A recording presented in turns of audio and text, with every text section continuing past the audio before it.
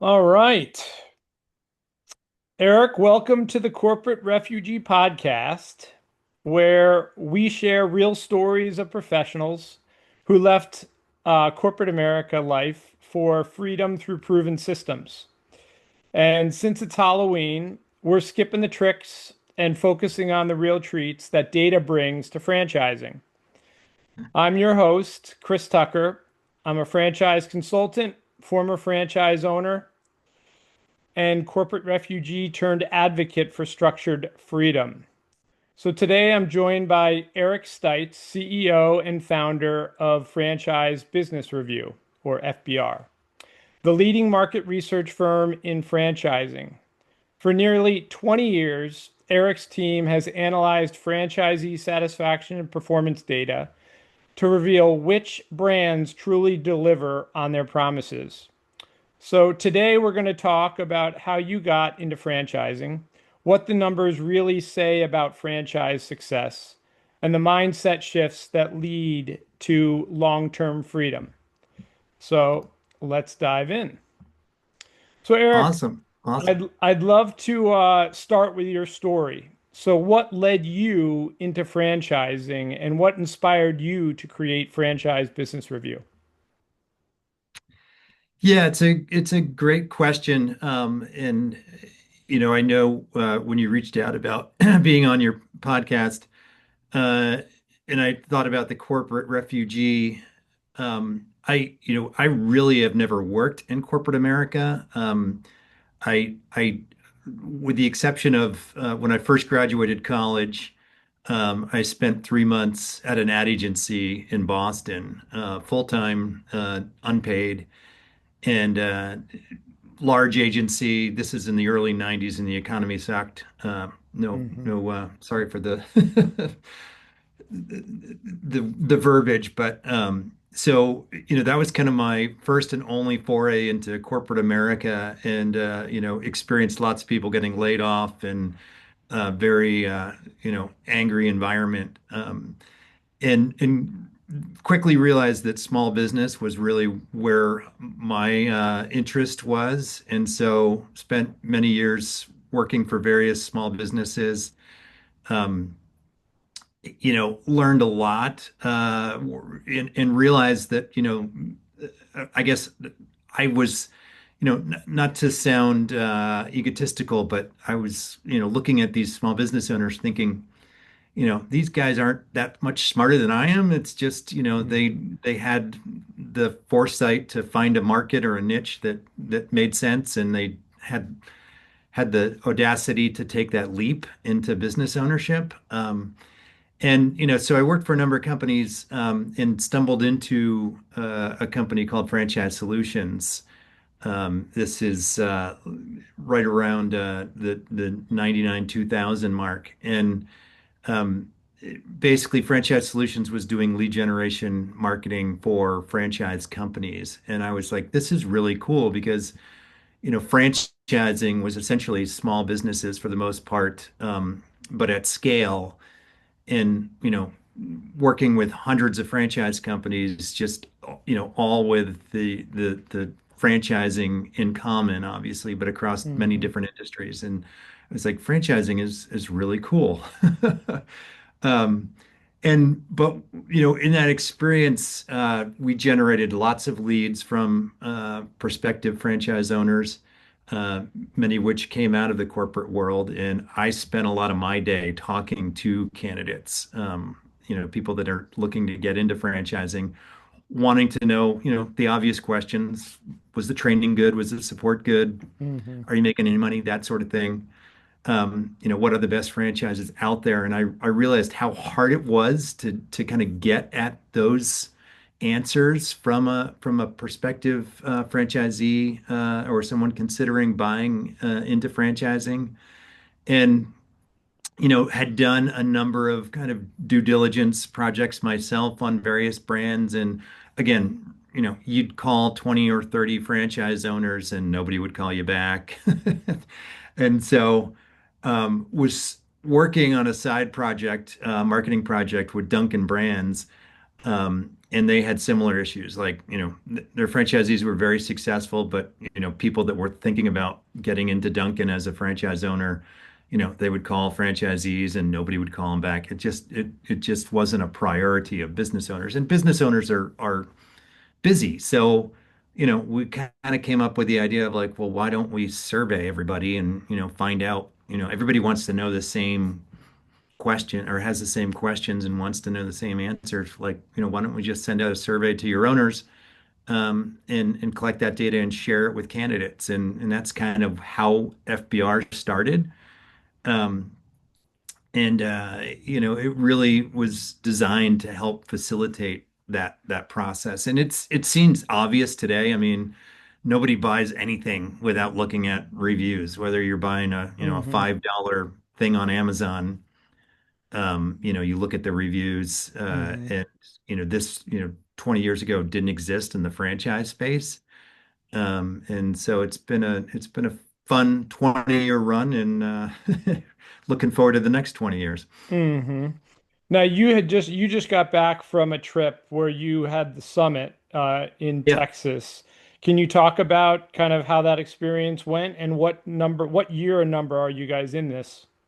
Yeah, so this was our fourth summit, and the summit is really designed for people that work in the operations side of the business at the corporate level of franchise companies. So it's not an event for candidates thinking about getting into franchising. Um, and I guess that's really kind of the pivot, if you will, that we made very early on, is that, like I said, I mean, the initial idea for Franchise Business Review was really to help prospective franchise owners understand what the best companies are out there based on owner satisfaction. But we do a lot of work with brands on the operations side, to help them get better. So, yes, we have awards list of, who the top franchise companies are, again, based on the feedback of franchisees. Um, but we also work with a lot of brands, brands that are on our list as well as brands that aren't on our list that, want to get better. So we do an annual summit, this year in Austin. We bring, several hundred franchise operations folks together, and it's a great opportunity for, you know, they're in their bubble every day, of their brand, doing their thing, and this is a great opportunity to get, out into the field with other brands and learn best practices from, different companies, and how they may be doing it, and supporting their franchisees better. And that's the exciting part for me, is that, you see these companies that, you know, they have good satisfaction, but they just want to get better and figure out, how do we make our franchise owners more successful, and help them grow. And that's really where I think, the rubber meets the road, right? Mm-hmm. So in terms of that summit, what was maybe one of the greater challenges that you heard about that maybe you weren't sure of going into this? Yeah, I mean, I think one of the challenges, one of the biggest challenges in franchising and franchise operations in general, is that people come into franchising oftentimes with unrealistic expectations of what small business ownership is like. Um, some of that, um, is the fault of the brand and like kind of overselling and under-delivering. Mm-hmm. Some of that is just people's perspective on, what franchise ownership or business ownership is all about. And, I think we all know business owners in our life, and we see, the lifestyle that they have, and we're like, I want that too.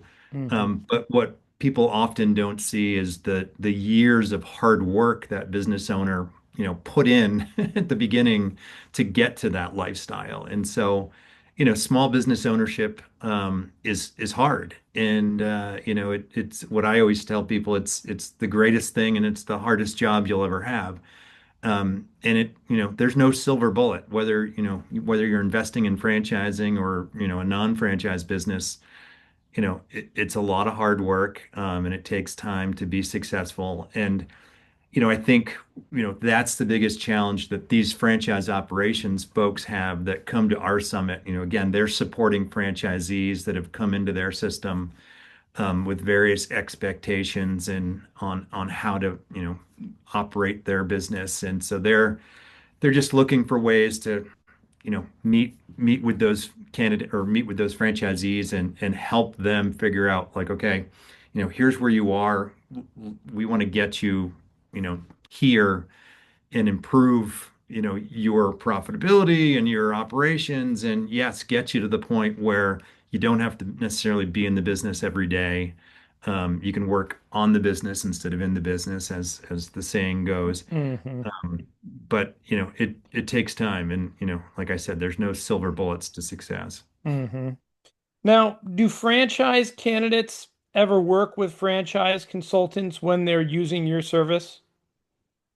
Yeah, all the time. I mean, so our service, if you want to call it that, is, we offer our survey to any franchise company. Any franchise company can participate in our awards. There's no cost. It's not a pay to play game. I mean, most of our companies that do survey with us buy the survey results so they can understand, what their franchisees are saying and how they can improve operationally. But that's not a requirement.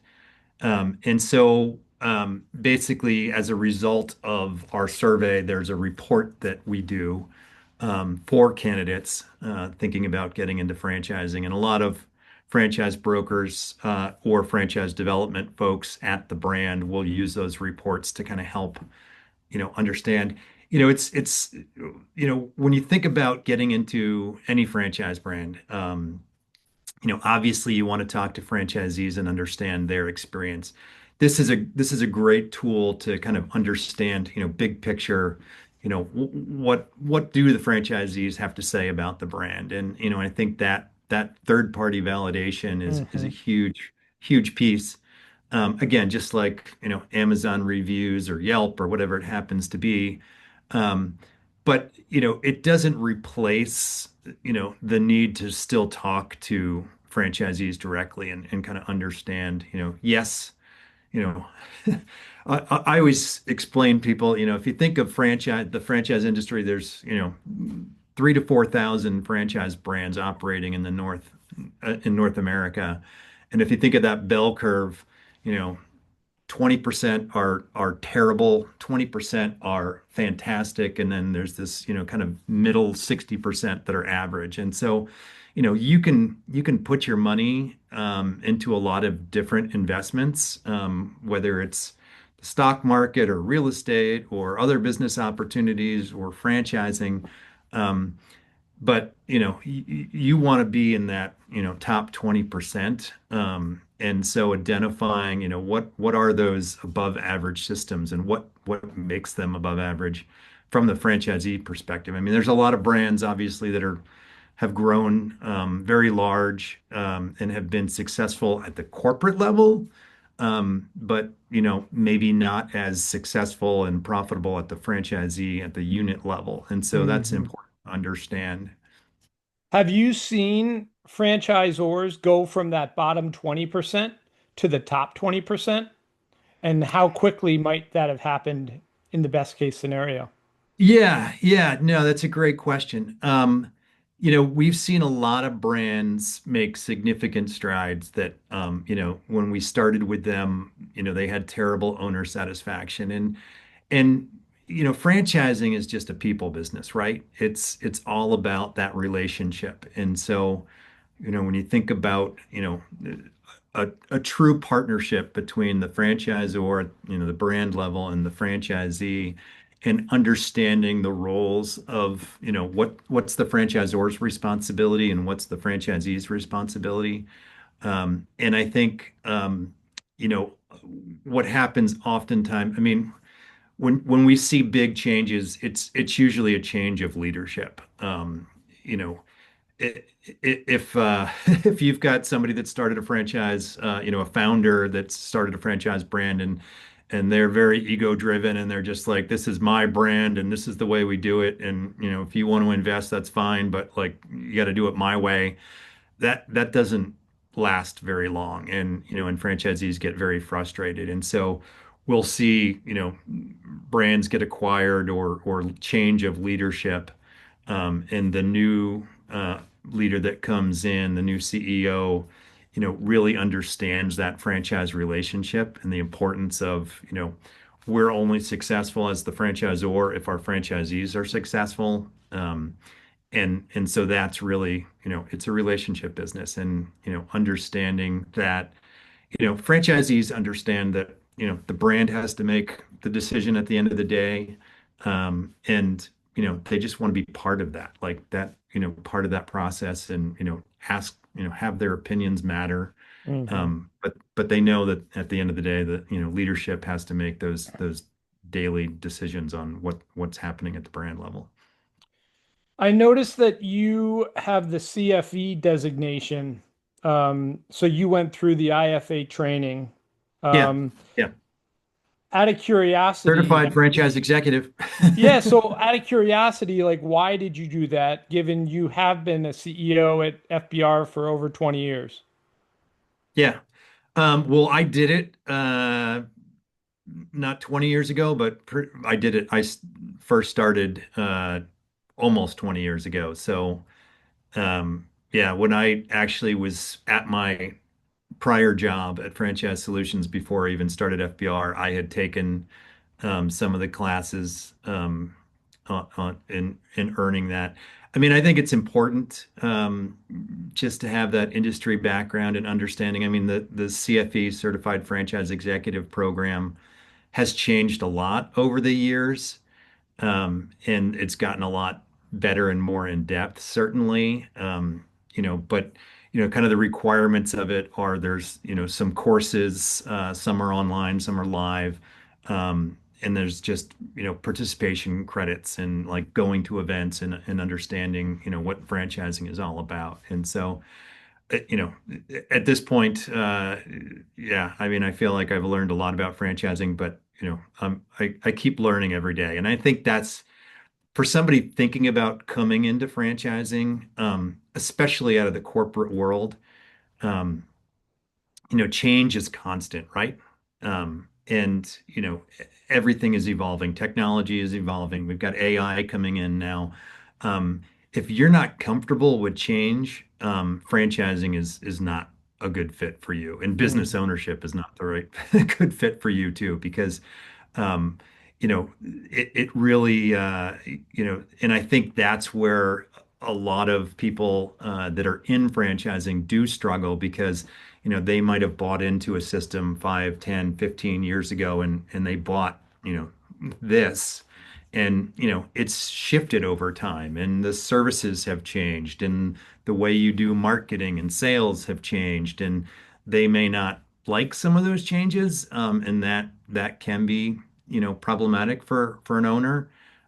So I would definitely say, when you're thinking about getting into business ownership, like I said, through franchising specifically, you know, be comfortable with changes and innovation, because that, every system goes through so much innovation regularly now, um, and the ones that aren't innovating are dying very quickly. So if you think of some of the old brands that have been around, that may be household names, if they're not innovating, they're dying very quickly. Hmm.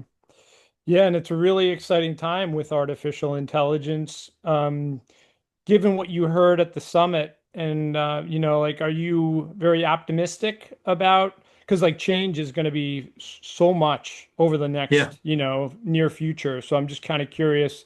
Are you excited about this? Like, what are your thoughts? Um, I'm excited about AI at all levels of business. I mean, there's also a side of me that's scared of AI Hmm. because of, when you think of some of the things that AI can do just out in the, not in franchising specifically, but um, you know, AI just expedites everything. So, if you are a business owner and you're looking for ways to, market your business more effectively, AI is a great tool for brainstorming, ways to do that. Hmm. Um, Franchise owners are using it like, franchise companies have giant operations manuals and best practices. They're putting all that data online into AI. And so as a franchise owner, now instead of, calling my franchise support rep and, maybe getting them on the phone, maybe not, I can just type into an AI system and get the answer I need like that. Hmm. And probably, 10 different ways to implement it. So, from a franchise success standpoint, it makes that piece easier for franchise owners. But all your competitors are doing that as well. So, you know, does it level the playing field? It does if certainly for brands that are using AI. And there's a lot of brands that aren't using AI yet. And so again, if you're thinking about getting into franchising, that's a great question to ask is, how is a brand using AI? And where do they see that going in the future? Lots of companies are obviously looking at it as ways to reduce overhead, and which is good and bad depending on, your Hmm. perspective and, especially if you're an employee. Um, but if as a franchise owner, I can come into a brand now where I used to have, 10 employees to run my business, and now I can do it with five or less. Hmm. That's, hopefully, a good situation and makes my business more profitable. Hmm. The scary side of AI is that, there are, a few evil people in the world that can use it to do bad things, right? And so Hmm. we won't go down that road, but I worry about that stuff too. Hmm. If you had a friend interested in buying a franchise, what conversation would you have with them? Great question. It starts, as I said earlier, it starts with kind of your self introspection is like, really understanding what business ownership is all about. I encourage them to get educated and just read about, business ownership, listen to podcasts, go visit and talk to business owners. Because, like I said, business ownership is hard. You have awesome days and you have a lot of down days too. And so, I mean, having a job in the corporate world is similar too, right? Um, but the difference is at the end of the day, like if I have a job and I'm unhappy, d again, depending on where I am in my career, I can probably quit that job relatively easily and hopefully find a new job. When you own a business, it's a lot harder to kind of, quit and and find a new business, right? Um, so I just tell people, take some time to really, get comfortable with, what are your skills? What are you good at? What do you want to do? What are you passionate about? And I think that passion piece is really important. Um, we have a couple of franchisee tools that we, give out free to people that just help them kind of go through that process and do that kind of self introspection and really evaluate, what gets them excited because every business owner I know, franchise owner or otherwise, the reason they're successful is because they're super passionate about what they're doing.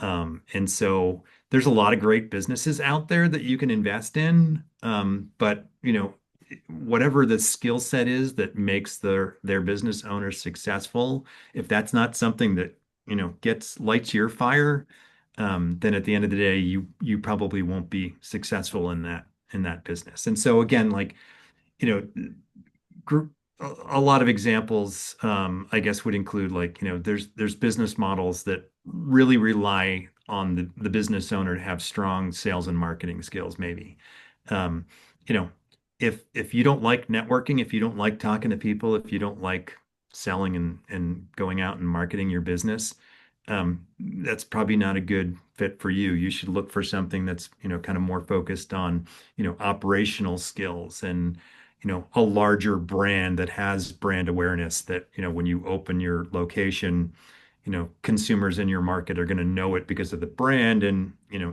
sales and marketing is not necessarily required to bring business in the door. So talk to franchisees and in various systems and find out what their experience has been. Where do they come from?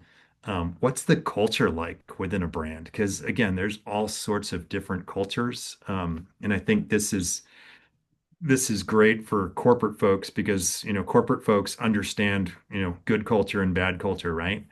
Um, what's the culture of the franchise that you're thinking about getting into? And it's both the corporate culture at headquarters, but more importantly, what's that culture like within the franchisee community? Because there's some franchisee communities that are like, you know, it's like family basically. It's, they get together a couple times a year and it's, they have a party and they're talking about their businesses and sharing best practices and all of that. And then there's, others that get together and, it's much more formal. They exchange maybe some business information. At the end of the day, they go back to their hotel rooms and don't really, communicate with each other. So it's important to understand, and again, what you're comfortable with, what you're looking for, and find that match within a franchise company.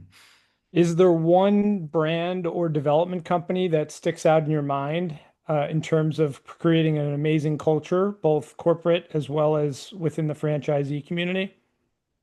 Um, that's a great question. I mean, we have so many brands on our list that have amazing cultures. Um, you mentioned our summit. I just came back from our summit, and our one of our clients was there, the CEO of a company called Kona Ice, Hmm. Tony Lamb. And Kona Ice is an ice truck, basically a shaved ice truck. And it's an amazing concept. I mean, they popped up on our radar, 15 years ago, and I was like, "What's this all about shaved ice?" It's essentially like an ice cream truck, except shaved ice. And I've gone to they call it their Kona convention, um, and it is a multi-day just party with their owners. I mean, the culture within that company is just amazing. And it starts with Tony. I mean, Tony's founded the company. He is out there in the field, constantly talking to franchise owners.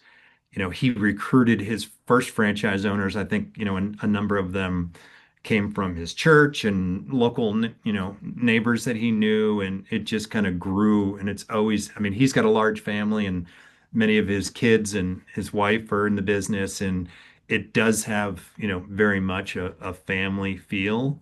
Um, and amazing story, amazing brand. But like I said, we have so many brands on our list that have similar stories, that have similar cultures, and it's really about, like I said earlier, it's like they approach that franchisor franchisee relationship as true partners, Hmm. and understand that, in order for the franchisor to be successful, their franchisees have to be successful first, and not just, at the top line, but, at the bottom line, and making money.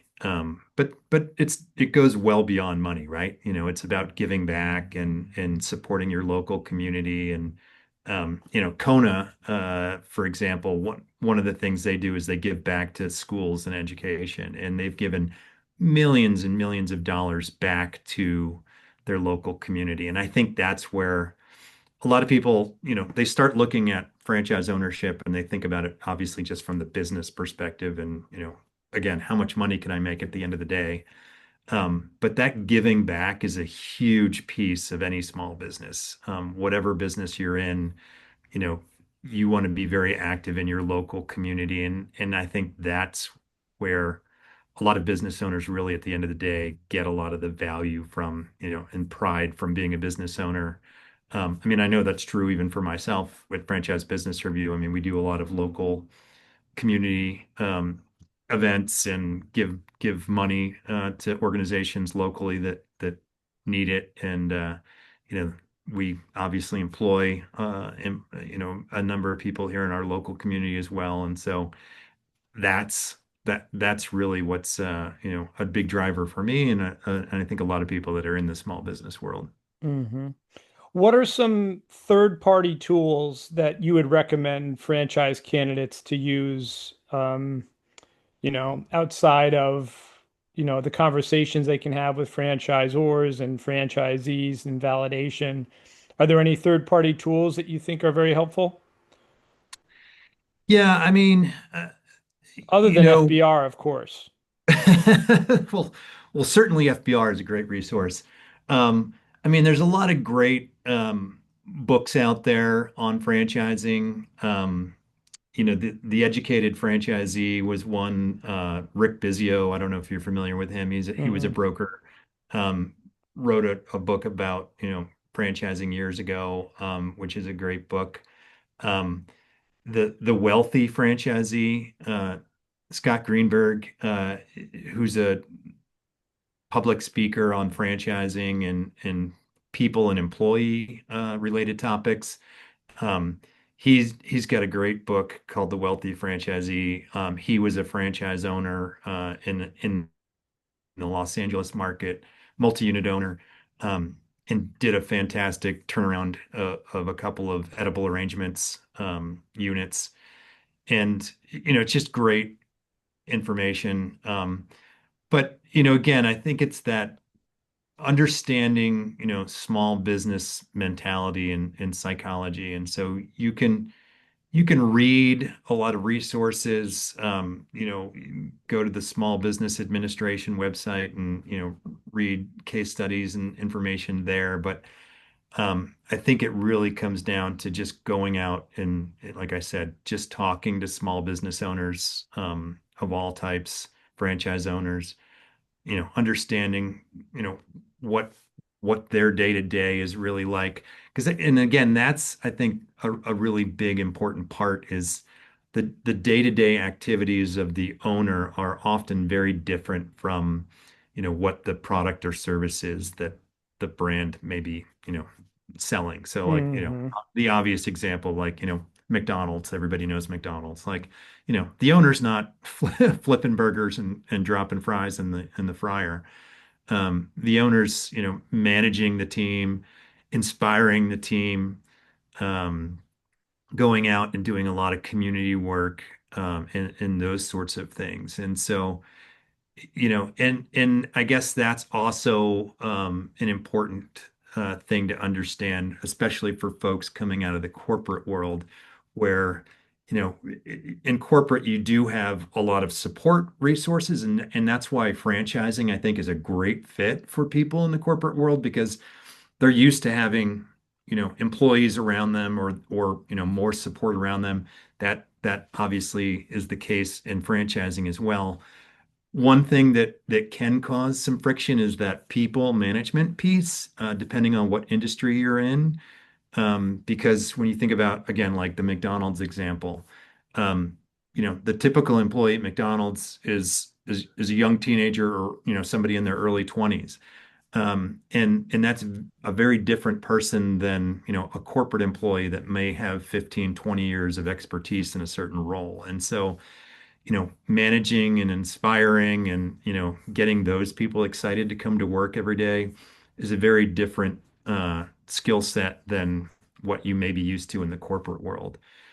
So again, certainly can be done, but it's certainly different. And so understanding, what is that like? And, thinking about what type of business am I going to be in? How many employees am I going to have? And do I really like managing and inspiring workers because that's what it's all about is in order to be successful as a business owner you want your team to be successful and excited about work and delivering that customer experience. Hmm. Yeah, exactly. What about assessments? Like, do you think assessments are a good thing for franchise candidates to do? And do you have any ones that you recommend? Uh, I know a lot of brands will have assessments as part of their requirements. And it's not. most brands don't use them as a yes, no, Hmm. kind of thing. It's really more of understanding who the person is, um, and what kind of drives them and what, what kind of personality types they're dealing with. And, obviously, franchising is a people business, and understanding those kind of unique nuances and different personality types, whether you're a strong driver or more of a deep thinker, you know, understanding that. And this is where, we talked a lot about that at our summit recently, because a lot of the people that attend the summit are field coaches. So they're working with franchisees on a day-to-day basis. And understanding that those personality types, when you're dealing with different franchisees, and kind of meeting them where they're at is really critical, because you can go through your playbook of, you got to do this and this as a franchise owner, but like if you just can't connect with that person, it's not going to be effective. And so, that's, I think it's important. I said, early on, is to do that introspection from, if you're the franchise candidate, understanding, what's driving you. Um, Chances are, what your strengths and weaknesses are, and I think that's important to understand, and be honest about what you're good at, what you're not so good at. Um, but in talking to the franchise brand, is like, if they do have you do a profile, just understand, like, that's why they're having you do it, is to just really understand who you are, and how they, can work with you best. And and what I would say to that too is that when you're going through the franchise research process, thinking about buying a franchise, whether you're working with a broker or not, it's important to really feel like this should feel like a recruitment process. You should feel like the franchisor is doing as much due diligence on you as a potential owner as you are doing on them, in joining their system. And so, if you're just feeling like you're being sold, and people are just kind of pushing you to move forward, and really not doing their due diligence on you, then that's definitely a red flag. And so, yes, you should, franchisors should be very selective about who they bring into their system. And if you're not feeling like this is a thorough recruitment process, and they're taking their time and doing their due diligence on you, then, it's probably not the best brand to invest in. Hmm. Yeah, totally. So these franchise candidates, they can go direct, right? Like they can use your platform, they can kind of find the right franchise brands for them. Yeah, They can go direct to franchisors, or they can go through franchise consultants or brokers. right. Um, you know, what are your thoughts in terms of the franchise brokers that are out there? You've been in this business a long time. And I'm kind of curious, of what your overall take of franchise brokers are, in general, and Yeah. where that is today versus where it was 10 years ago. Is it in a better place or a worse place? And what's holding it back, do you think? Yeah, I think it's definitely in a better place. Franchising as a whole is in a better place. And the main driver of that is just information. There's so much more information today than there was 10, 15, 20 years ago. You know, there's bad operators in every industry, franchising and otherwise. And but in today's environment, you you can't be a bad operator for very long, Hmm. and not have that come out. Obviously, social media, search, whatever it is, like, it's pretty hard to do bad things these days and get away with it.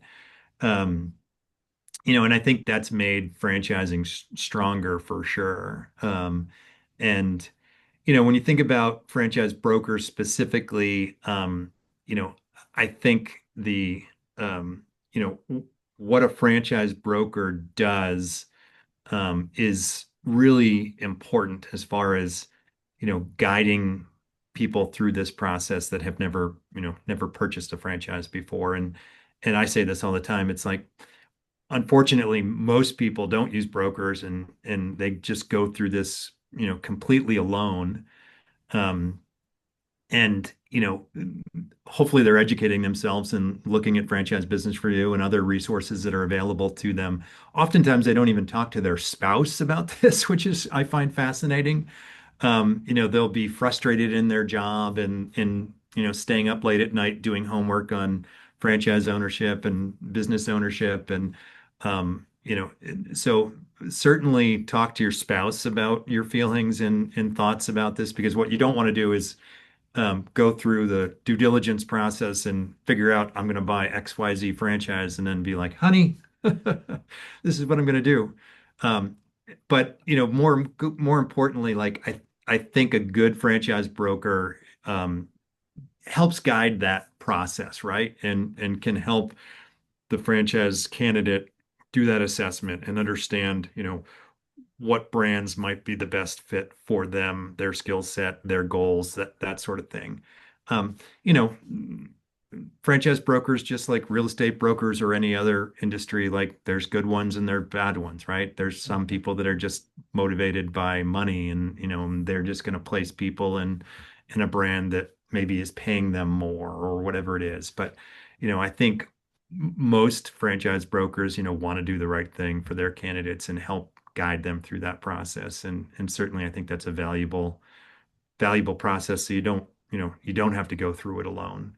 Mhm. And help, most most candidates are very unorganized when they're motivated by something. Either, they hate their job, or they want to make more money, or they want more freedom in their schedule, whatever it might be. But they're working full time still, and they got family commitments, and so they're very unorganized, and a good broker can help kind of get them organized in that process, and guide them into, doing their due diligence on several different opportunities, and introduce opportunities to them that they probably wouldn't have stumbled into on their own. So, again, and I think that's, I always tell people that is that, most people think about franchising and they think about, often the QSR concepts that they eat at, or, those brand names that they see Mhm. driving down the highway. And franchising is so diverse. There's so many brands out there that you would have never imagined, from, shaved ice companies to home care, senior care, pet care, roofing company, you name it, every type of industry, there's franchise companies that are operating in those spaces. And so I always tell people that, keep your eyes wide open and kind of kick the tires on different business types, business models, different industries. And then, find one that gets you passionate and the other piece of this is, and this kind of seems a little counterintuitive given the business that I'm in, but doing your homework and your research is important.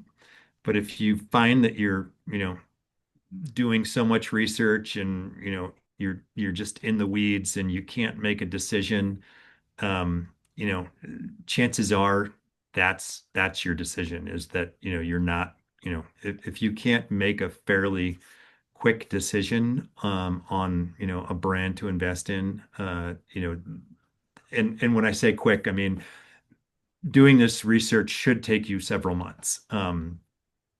Generally it takes several months just to get comfortable with the idea of, yes, I want to be a business owner. And then once you've made that decision, it's going to be several more months of exploring different brands and different opportunities. And depending on, seasonality of the business, or, what the investment level might be and the build out might be, it might be, a year plus. But, um, if you've been, thinking about business ownership for years and years and years and years, and, you've looked at a bunch of businesses and can't really find one that is the right fit, then, maybe small business ownership isn't the right fit for you. And so, Mhm. Again, it starts with that self-introspection, right? Hmm. All right. Well, I'm cognizant of your time, so we only have a few more minutes here. So I want to Yep. pivot a little bit here to the human side of franchising. Yeah. So as a human being, what's one thing you would recommend to everyone outside of franchising in your life? As a human being, um, well, I mean, you know, the we talked about AI and technology and all of that stuff, obviously, and um, I think that we spend so much time these days, obviously, right here, right? Um, and but at the end of the day, business and life is human, right? It's people to people. And so I think it's important for all of us to work hard on those people skills because it gets harder and harder the more time we spend on technology and the more we do with AI and all of that to really make that connection. Hmm. Um, and so I think, working on those people skills, interpersonal skills, and and going deep, with people is really important and getting more and more important every day. Hmm. Um, so, I'm working on that myself. I'm not a natural extrovert, so to speak. So, I think that's critical. And again, it's a critical skill in every business, every franchise, is to be able to make those connections with customers, employees, your corporate support team. And so getting those human skills is a good or practicing those human skills Hmm. is a good. Oh, totally. I mean, I have three teenagers, so this is what I see every day. It's like spend less time looking at your screen and more time connecting with people. Yeah, yeah. What are the activities that put you in a state of flow where you're fully engaged in the moment? Do you find those both personally and professionally? That's a great question. For me, it's getting into nature, and and kind of just getting away from it all. Whether, I own a boat, so um, when I'm 10, 15 miles offshore, uh, that's kind of my thinking space. And so, and again, it's, I don't have a computer in front of me. And so, you know, there's times when you obviously are, in front of your computer and getting the work done. But I think it's important to spend that time uh, alone, just, getting out of the office, getting into nature. Because again, I think that's a critical piece that we don't spend enough time outside these days. And it can give you a lot of clarity and focus. And so that's I try and do that. I live in Maine, so it's the beginning and almost the beginning of November here, and the next couple of months are always going to be hard because it gets, the days are so short and it gets cold and all that. But Hmm. it's important to get out in nature and just clear the mind. Cool. That's amazing. We'll wrap up with something fun. I'll share a few statements and you can respond with a thumbs up, thumbs down, or swipe if you'd rather skip it. AI will replace franchise brokers in the next 10 years.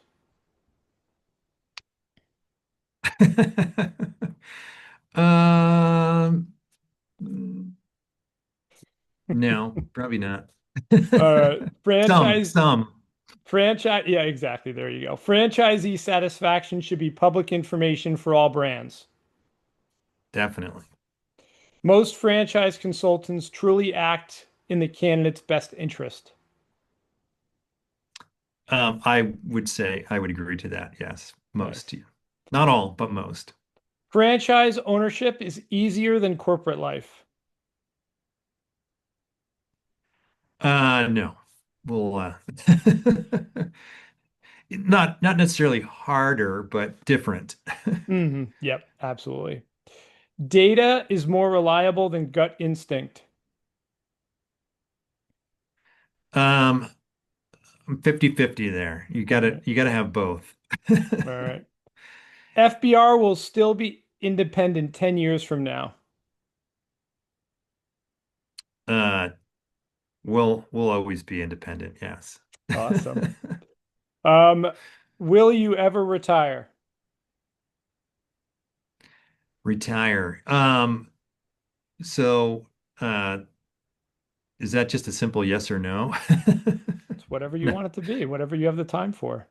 Yeah. No, I mean, I'm not the kind of guy that is gonna go, play golf 5 days a week and sit in a chair. Will I be doing what I'm doing today forever? No. But you know, yeah, I mean,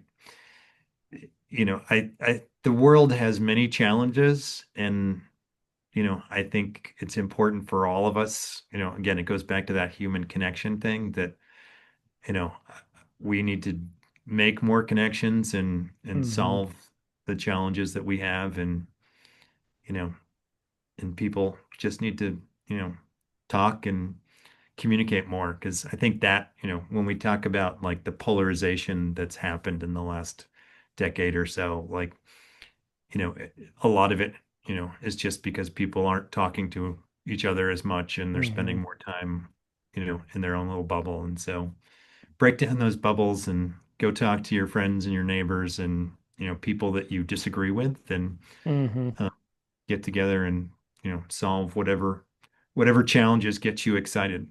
Hmm.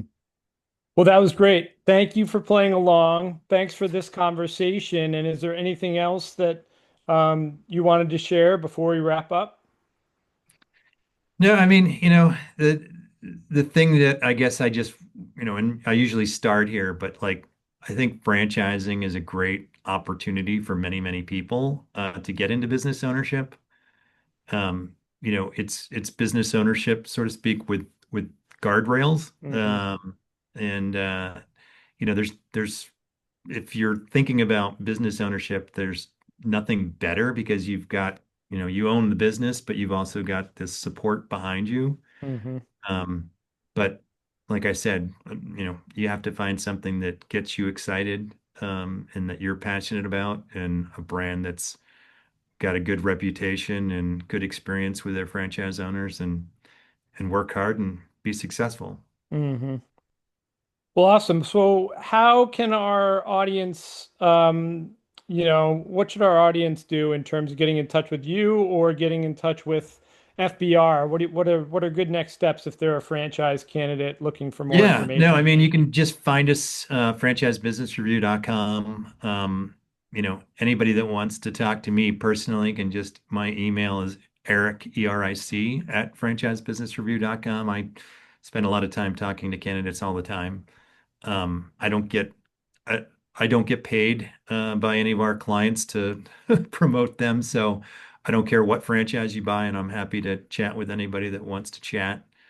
Um, and like I said, just take your time, do your homework on yourself and the franchise industry, and find something that lights your fire. That's amazing. I love your open door policy. That's great. Thanks. All right, Eric. Well, thank you so much for your time. Thanks, Chris. I appreciate the opportunity. All right. Awesome. Bye.